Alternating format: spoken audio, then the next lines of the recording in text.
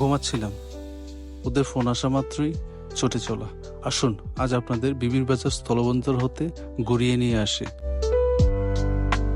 আমরা যাব হচ্ছে আজ বাইপাস রোডে। এই যে আমাদের গ্রাম বাংলা রেস্টুরেন্ট, এখানে আমাদের আশেপাশের অনেক লোক প্রত্যেক দিন তাদের পরিবার নিয়ে ঘুরতে আসে। আমরা পাস করছি শাহবাগ ডিগ্রি কলেজ, যার অপোজিটেই অবস্থিত শাহবাগ লতিফা হাই স্কুল। আমরা এখন শাহবাগ মোড় ক্রস করছি। কিছুক্ষণ বাদে আপনাদের দেখাবো আমাদের এলাকাস্থ আরেকটি রিসোর্ট এবং রেস্টুরেন্ট। এই সেই কুড়িগড় রিসোর্ট অ্যান্ড রেস্টুরেন্ট, যেখানে সব বয়সী লোকদেরই উপচে পড়া ভিড় থাকে, স্পেশালি বাচ্চাদের, কারণ বাচ্চাদের জন্য এখানে রয়েছে অনেক রকমের আয়োজন। আমরা এখন চৌমনি মোড়ে চলে এসেছি। চৌমনি দিয়ে আমরা বারোশ্বর হয়ে তারপরে যাব। রাস্তার যে অবস্থা, একটু হলেই পড়ে যেতাম। বারাসাত দরবার শরীফের মসজিদ, খুব সুন্দর কারুকার্য, দূর থেকে খুব ভালোই লাগছিল। আমরা এখন বারাসর বাজার পার হচ্ছি। যাক, অবশেষে চলে আসলাম লরিবাগ উচ্চ বিদ্যালয়ের কাছাকাছি। এই হচ্ছে সেই লরিবাগ উচ্চ বিদ্যালয়। লরিবাগ ক্রস করেই আমরা চলে আসলাম ট্রেন লাইনের দিকে। আমাদের কপাল কি ভালো, একটা মালবাহী ট্রেন গাড়ি যাচ্ছে। যাক, আমরা শশীদুল এবং কুমিল্লার যে রোড আছে সেই বাইপাস রোডে এগোবো।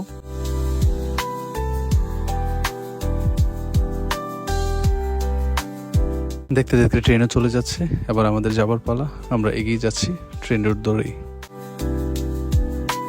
এই সেই শঙ্কুচাল মোড়, যেখান হতে একবার বুড়িচুং থানার পুলিশ আমাকে হুন্ডা সহ ধরে নিয়ে গিয়েছিল, আটকে রেখেছিল। খুব ভয় পেয়েছিলাম। বাড়িটি পরিচিত লাগছে? জি, অবশ্যই।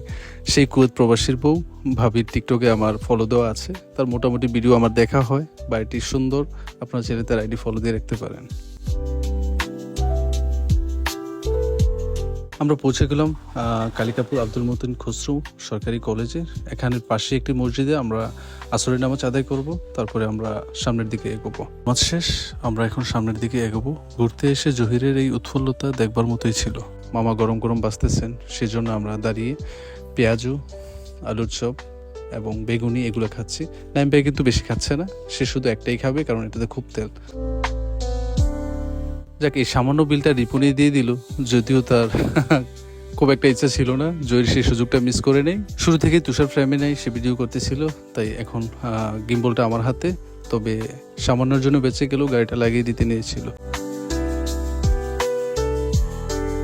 ড্রাইভিং এর ব্যাপারে কিন্তু কোনো আপোষ নেই, যে যেভাবেই ড্রাইভ করেন খুব কেয়ারফুলি ড্রাইভ করবেন, সব দিক দেখে ড্রাইভ করবেন। আমরা পৌঁছালাম সেই কবিরাজ বাজার। ইনি হচ্ছেন আমার তালুই।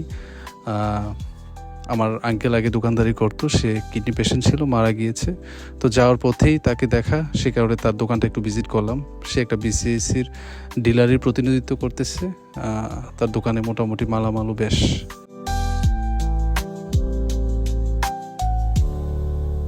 আমরা এখন গুমতি আইলে পৌঁছে গেলাম। আমরা এগিয়ে যাব বিবির বাজার স্থলবন্দরের দিকে। রিপন আমাদের কারোর সাথে কোনো কন্ট্যাক্ট রাখেনি, সে সোজা চলে যাচ্ছিল, তাই তার জন্য আমরা বিরতি দিলাম। সে রিটার্ন আবার চলে এসেছে। নাইম ভাই তাকে যথেষ্ট বকা দিচ্ছে। যাক, আমরা একটু মজা নিচ্ছিলাম আর কি। রিপনের সেই হাসি, হ্যাঁ। এই আইল ধরে যতই আগাবেন, প্রাকৃতিক সৌন্দর্যে ভরপুর, যা আপনাকে শান্তি দিবে, চোখের শান্তি দিবে। ভাইয়েরা খেলতেছে, সেটা রেকর্ড না করলে হয়? এই গুমতির আইল ধরে আপনি যতই আগাবেন, এরকম ছোট ছোট বিভিন্ন স্পট দেখবেন। আপনি চাইলে এখানে সামান্য সময়ের জন্য বিরতি দিতে পারেন, কিছু প্রয়োজন পড়লে খেতে পারেন। ওয়েদারটা দেখেছেন? বৃষ্টি স্নেত বিকেলের কি সুন্দর আবহাওয়া, নীল আকাশের নিচে চলছি আমরা অলরেডি চলে এসেছি বিবির বাজার স্থলবন্দর চেক পয়েন্টে। দেখি সামনের দিকে এগিয়ে কতটুকু যাওয়া যায়। এক পয়েন্টের পর চাইলেও আমরা বেশি দূর যেতে পারবো না, সামান্য একটু সামনে যেতে পারবো। আপনাদের সে অবধি নিয়ে যাব, যেখান থেকে ভারতের সীমান্ত দেখা যাচ্ছে, ভারতের পতাকা দেখা যাচ্ছে।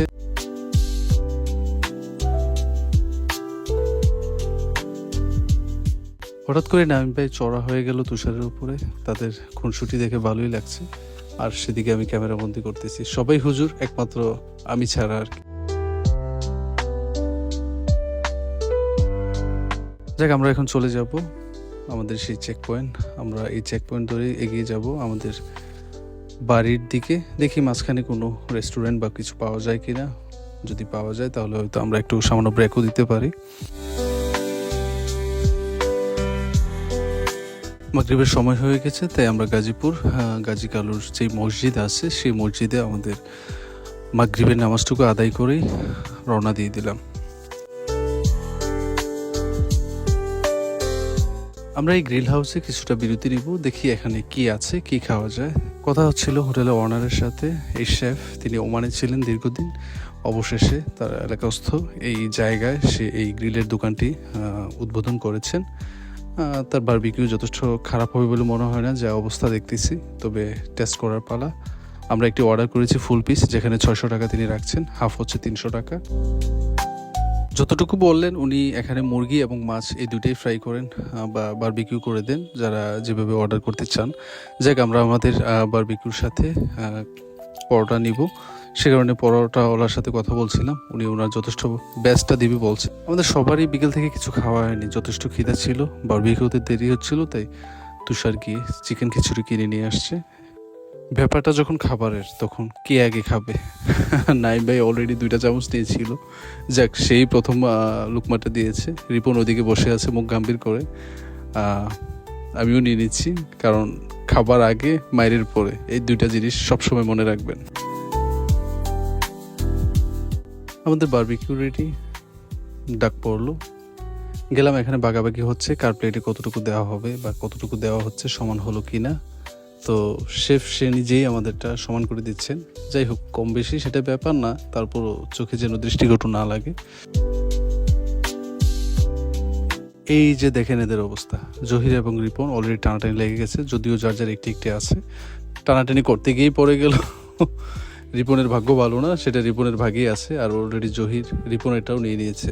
এই হচ্ছে এদের অবস্থা, যেখানেই যাবো এরা লেগেই থাকবে।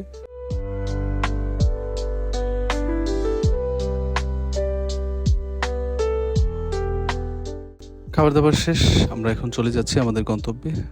তো সবাই ভালো থাকবেন, যে যেখান থেকেই দেখছেন আমাদের এই ব্লগটি শেয়ার করে দিবেন। চাইলে ঘুরে আসতে পারেন প্রিয়জন নিয়ে, যদি একটা বাইক থাকে, এই সেই বিবির বাজার স্থলবন্দর হতে। আর দেখা হবে অন্য কোনো ব্লগে, নতুন কোনো জায়গায়। অবশ্যই ততক্ষণ অবধি সবাই ভালো থাকবেন, দোয়া করবেন আমাদের জন্য।